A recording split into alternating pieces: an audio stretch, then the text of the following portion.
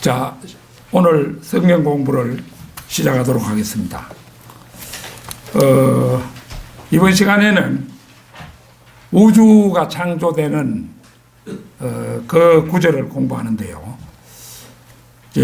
창세기 1장 6절 7절입니다. 하나님께서 말씀하시기를 물들 가운데 창공이 있으라.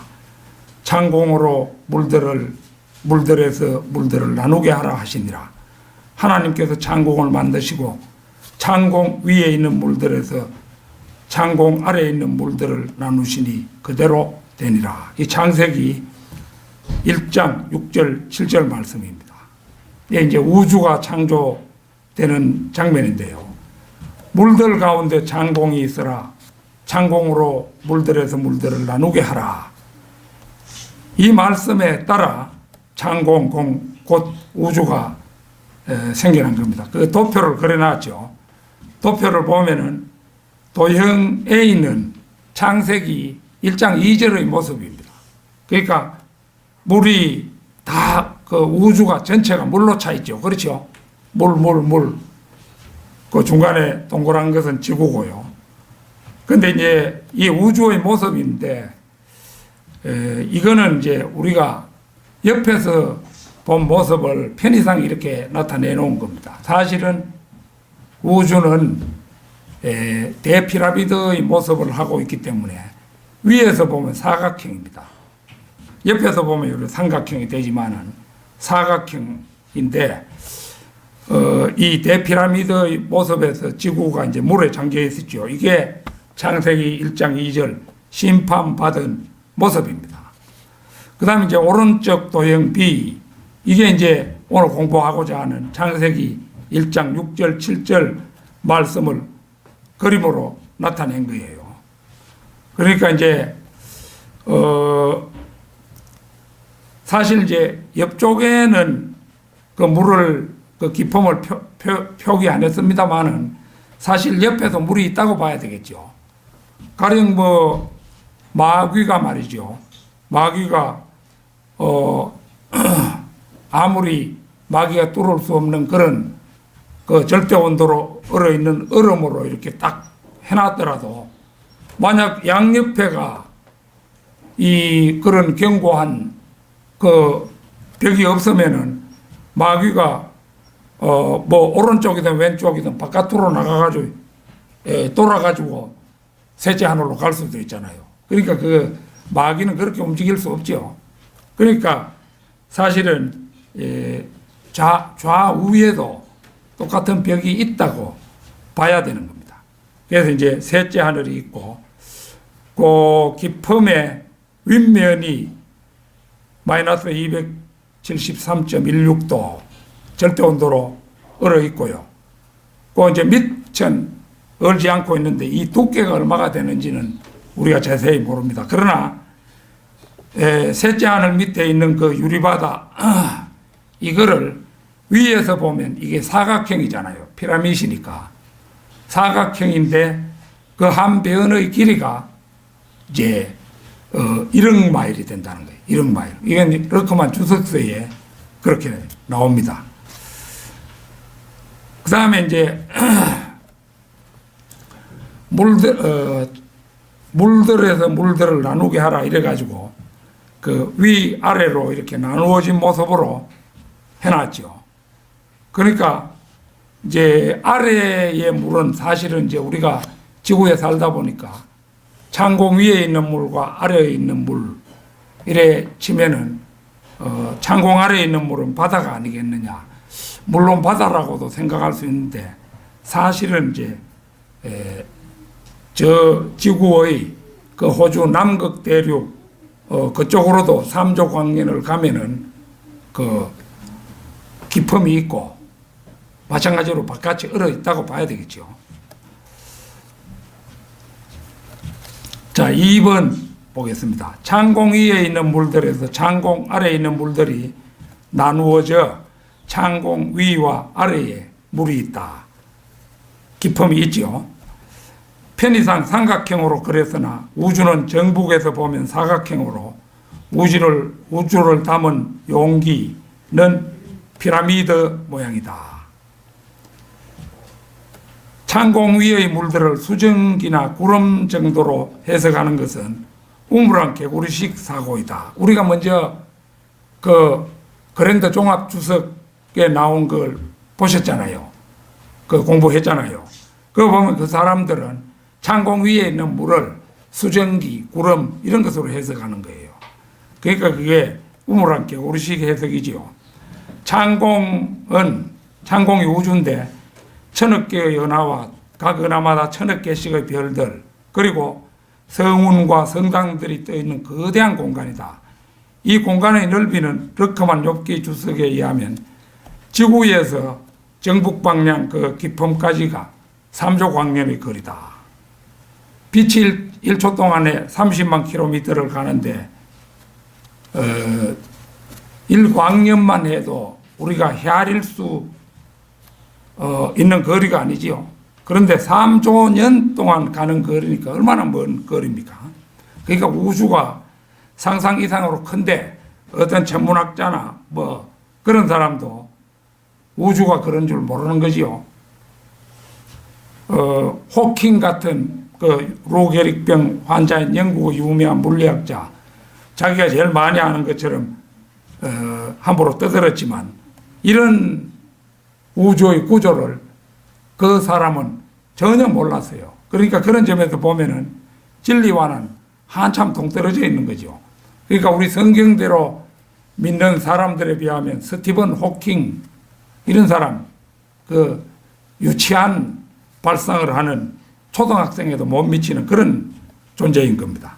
우리는 이거 살아있는 지식이잖아요, 이게. 그 다음에 5번 러커만 주석서를 제외한 모든 주석서들은 창공 위에 있는 물을 수증기나 구름이라고 해석하여 천문학자들과 물리학자들의 웃음거리가 되고 있다. 왜 웃음거리가 되느냐? 수증기와 구름 사이에 해달별이 떠 있는 것이 되잖아요. 그런데 우리가 믿는 진리가 옳은 것은 그 수많은 은하와 그 다음에 성단들, 수많은 별들이 떠 있는 아주 넓은 우주 그 바깥에 물이 있잖아요. 그런데 이 세상 사람들이 그 주석서들은 진리를 터득하지 못한 것입니다. 그 다음에 6번 창공 위에 있는 물들은 태평양의 30억 배에 해당하는 물덩이이며 그러면 이제 위에 있는 거 요것만 해도 30억 배인데 아래에 있는 바탕이 되는 그 깊음은 이거는 양이 더 많겠죠. 그렇죠. 뭐 60억 배 정도 되는 물의 양이다. 이래 볼 수 있는 겁니다. 양옆에서도 많은 물이 있고. 자, 창공 위에 있는 물들은 태평양의 30억 배에 해당하는 물덩이이며 그 바깥쪽 표면이 절대 영도로 얼어 있는데 그 바깥 표면을 유리바다라고 한다. 물이 절대 영도로 얼면 너무나 단단하여 하나님 다음으로 막강한 존재인 사탄도 함부로 뚫고 올라가거나 이렇게 할 수 없는 거예요. 참 하나님이신 예수 그리스도께서는 갈보리 십자가에서 흘리신 보혈로 이 유리바다 전체를 붉게 물들이시고 그곳에 우리가 통과할 문을 만드셨습니다. 우리는 그 사실을 마태복음 27장 51절 그걸 통해서 이제 우리가 알 수가 있는 거죠. 마태복음 27장 57절 한번 보겠습니다.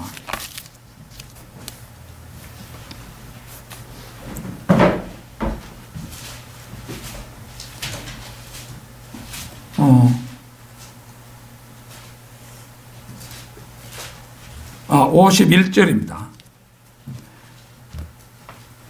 27장 51절. 그런데 보라, 성전의 휘장이 위에서 아래까지 둘로 찢어지고 땅이 흔들리며 바위들이 갈라지고, 이 성전의 휘장은 바로 기품을 상징하는 것이잖아요. 요 이제 그 성전의 휘장이 하늘에 있는 기품의 그 모형이잖아요. 모형이 찢어지는 것을 보여준 것은 그 원형의 통로가 생긴 걸 보여주는 거잖아요. 그래서 이제 우리가 여기서 알 수가 있고요.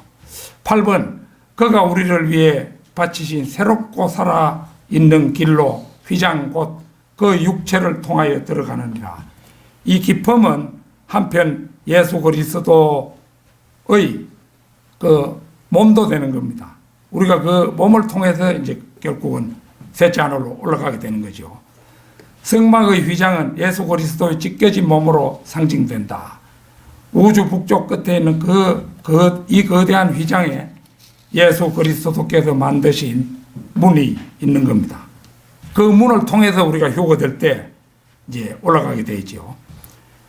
기쁨의 9번, 기쁨의 예수 그리스도께서 만드신 이 문을 통해 휴거 때 우리들은 예수 그리스도와 함께 올라가고, 재림 때에도 만왕의 왕 만주의 주이신 예수 그리스도와 함께 그 문으로 흰 말들을 타고 내려오게 될 것입니다.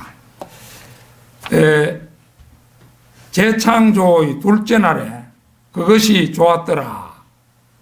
요 말이 빠진 이유는 뭐 여러분들 다 아시겠습니다만은, 첫째 날, 셋째 날, 넷째 날, 다섯째 날, 여섯째 날에는 그것이 좋았더라가 분명히 언어로 표현이 되어 있는데, 둘째 날에는 요 말씀이 없어요. 이는 태양계, 은하계, 성운, 성단 등이 존재하는 둘째 하늘에 그 사탄 및 사탄의 권세들, 타락한 천사들이 거하고 있기 때문에 좋았더라, 그것이 좋았더라, 이 말을 하지 못하신 거예요. 이 대목을 통해서 우리는 하나님께서는 호불호가, 그러니까 좋다, 좋은 건 좋다, 아니면 뭐 싫은 건 싫다, 이렇게 호불호가 분명하신 분인 것을 알 수가 있는 거죠. 그 다음에 이제 반역에도 불구하고 아직 사탄을 그냥 두시는 이유가 뭐냐? 하나님께서는 인간을 창조하시며 참으로 자신을 사랑할 수 있는 사람들을 사랑의 짝으로 이제 영원 세월을 이제 살아가기를 원하신 거예요. 그러기 위해서 하나님께서는 하나님 외에 제3의 존재인 사탄을 미리 예비하셨습니다.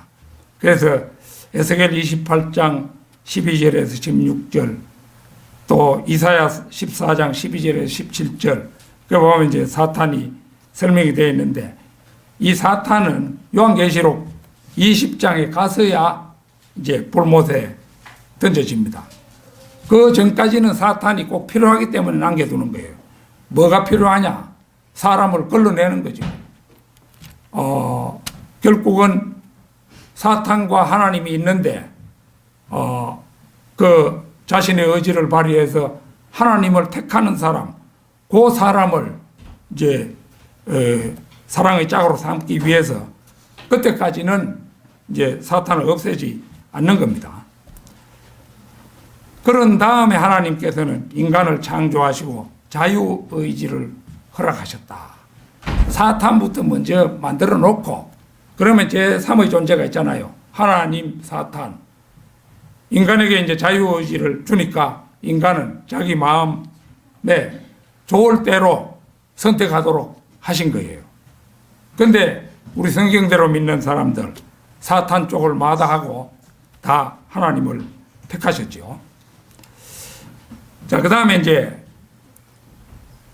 우리가 에덴 동산에서는 그거 보면 자신에게 부여된 자유의지에 따라, 인간은 하나님 대신 사탄 쪽을 택했다.